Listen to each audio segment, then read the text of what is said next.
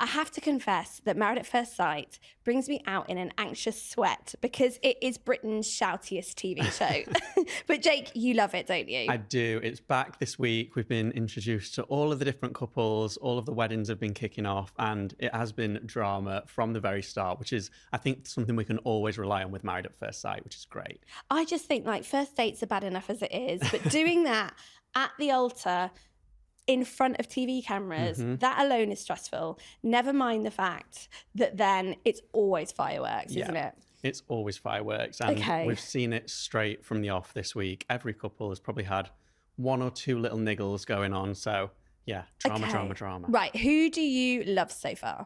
So I am loving, there's a couple called Nelly and Stephen, and they're just so cute straight from the beginning. They're the ones that I'm rooting for straight away.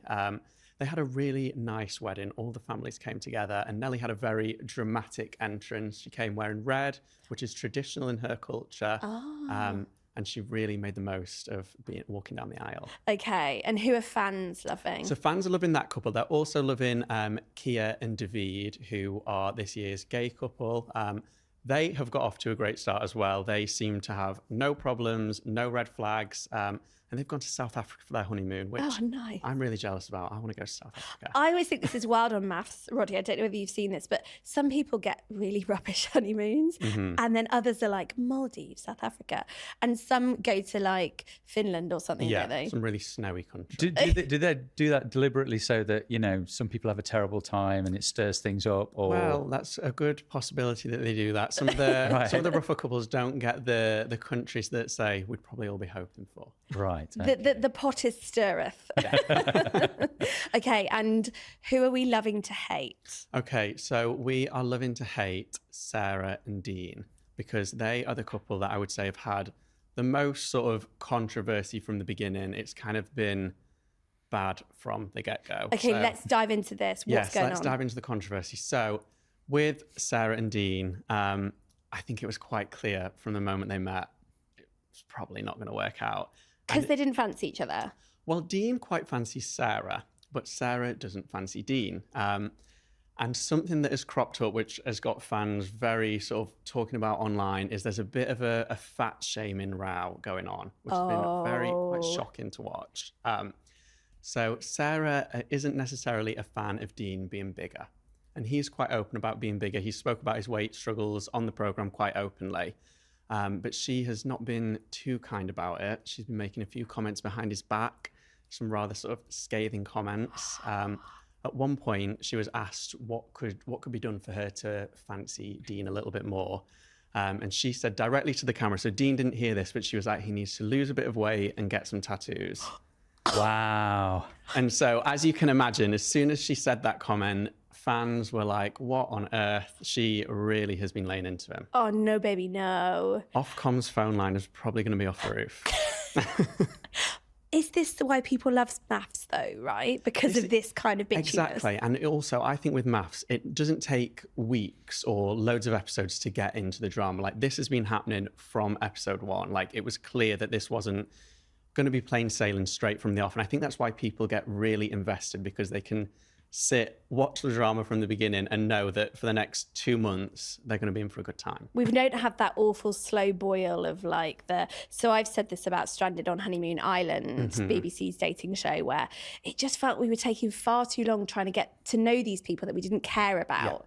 But MAFS, you're kind of right in there with the drama with that big reveal. And I think as well, because they're put at the end of the aisle, they've got to ask all the questions straight from the get-go. So you know about these people, you know about their past relationships, you know about their jobs, their dislikes, their likes, straight from the beginning. So that helps to build with the drama, because if you say something after you first got married and then they're like, oh, no, that doesn't quite work for me, they're going to be arguing about it straight away on the wedding night. I think that MAFS is at least honest about it. Like you sort of said there, is that they go straight into it. They go straight for the controversy and they're not pretending it's anything else. Whereas like you're saying with the Honeymoon Island one, they try and make it be, it's like a human journey or something like that. And we're all there going, oh, can't you just have an argument? And then we get the popcorn out and just really enjoy it.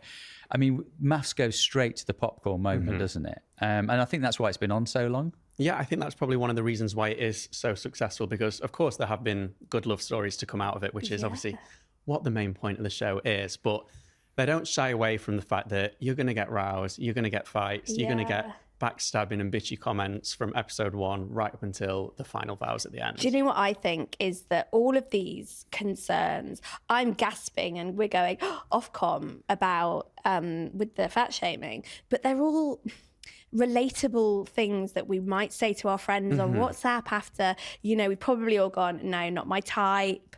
Why are we shocked that this is happening when probably all of us have sent texts a little bit like that after first dates? I think it's probably not what Sarah is sort of saying that people have got the issue with. Of course, people have opinions and of course, people have preferences. I think it's sort of the way she's been going about it. She's been quite sort of careless with the way she makes comments, and she's got this great thing. Her face will tell you exactly how she feels. She cannot hide her facial expressions. So when she is talking directly to that camera, she is pulling all sorts of faces. It goes wild. And I think that kind of reinforces the fact that it doesn't look like she quite cares about his feelings. And so then when she's making these sort of quite awful comments, it's hard to sort of back her in that sense, because it looks like she just doesn't care about him and she's just saying it.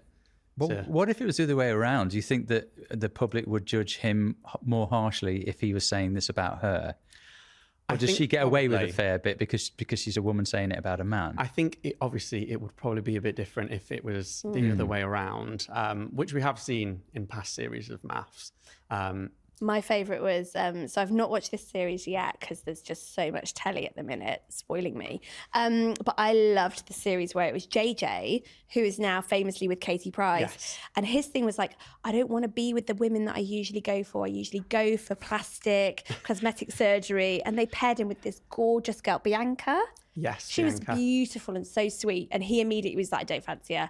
Ended up getting with Ella, who obviously had a lot of plastic surgery and is now with Katie Price. So, there is something to be said for knowing your type and just owning it. Yeah, but the good thing with this, knowing your type, so Sarah has been very clear about her type, and there is another groom on the show called Joe, who we've just been introduced to, and he is sort of exactly what she is after. He's, toned, a bit of a bad boy, got lots of tattoos, which he's sort of really into. And we saw his wedding last night. He's got married to Maeve, and he's not too sure on her yet. And so I think in 2 weeks' time, this is going to be the first sort of wife swap moment to look out for. I think Sarah's going to be going straight for him at one of the dinner parties. I love a MAFS wife swap. We've actually got a juicy wife swapper reporting for us this year. So Hannah Norburn, last series, she did a swap, didn't she? Yeah, she was one of, she didn't go down the full route of doing a wife swap and being matched with the guy she sort of cheated with. But yeah, she was married to Stephen on the show. Their marriage quite quickly didn't work out, and she ended up having a kiss with Orson, another one of the grooms. Anyway, he ended up leaving with his wife, so he wasn't around. But yeah, she is one of the wife swappers, and she is going to be working with us and giving us all her sort of hot takes throughout the series, which I think is going to be great. I love that. Do you know, I do think this, we're sort of saying about Sarah, she's making these bold opinions to the camera, but those are the characters we remember, isn't it? We don't really care if anyone's happily married at the end, do we? I mean, it's nice to have a bit of a love story, but I think you want that having had 2 months worth of drama and ups and downs as well. If it all works out at the end, perfect. But yeah, get a few arguments in there while you're doing it. Okay, so have you got any insider goss for us, Jake? I do. So obviously with MAFS, like we said with Hannah, she was one of the late entries to the show last year. And this year we know there's going to be some more couples going in late that haven't been revealed yet. But obviously here at The Sun, we know a couple of people that are going to be going in. And one of the grooms, everyone sort of has a claim to fame. I'm going to shock you here. His claim to fame is that he is a competition hot dog eater.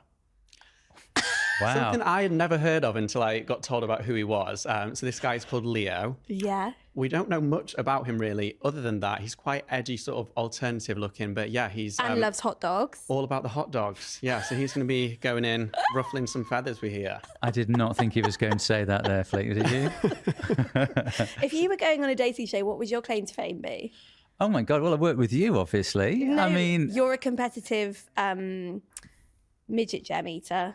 Oh yes, I'm a competitive sweet eater. Yeah, because Flick's it. That can be your tagline. Yeah. I mean, like literally, I can go through a whole bag of wine gums, Smarties, Dolly mixtures in about 20 minutes. Yeah. And that I'm not sure that's quite as impressive as a hot dog eater, though. No. Maybe not as out there as a hot dog eater. He's just come up with that to try and get on the show.